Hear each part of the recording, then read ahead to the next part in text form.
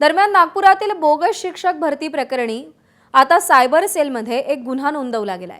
Cyber police ठाण्याच्या पथकाकडून सध्या या संपूर्ण प्रकरणाचा तपास सुरू आहे। रजत वशिष्ठ आपल्याला या सगळ्या संदर्भात अधिक अपडेट देतील।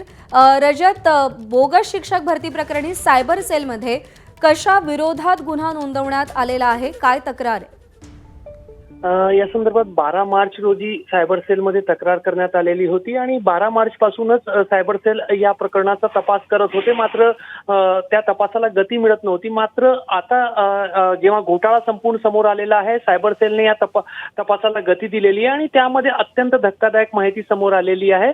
शालार्थ आयडी जो आहे तो शिक्षकांचा वेतन काढण्यासाठी क्रिएट केला जातो, मात्र त्या शालार्थ आयडीचा गैरवापर झाल्याचा दिसून येत आहे।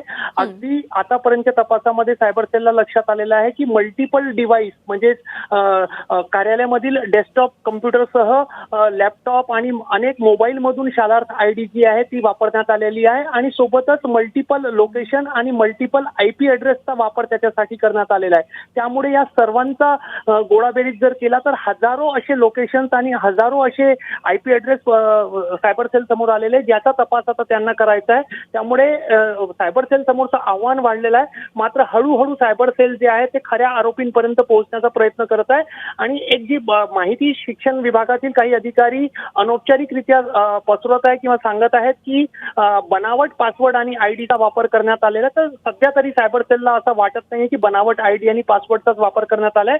मात्र बेजबाबदार पद्धतीने अनेक डिव्हाइसेस मधून आणि अनेक लोकेशन्स मधून हे सगळे शालार्थ आयडी वापरण्यात आले आणि त्यामुळेच हा घोटाळा झाल्याचं सध्या तरी सायबर सेलला वाटतंय। नाही, खरंय रजत, दिवसेंदिवस या सगळ्या प्रकरणातली गुंतागुंत अधिक वाढताना दिसतेय।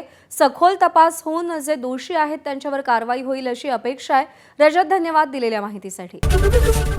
एबीपी माझा, उघडा डोळे बघा नीट।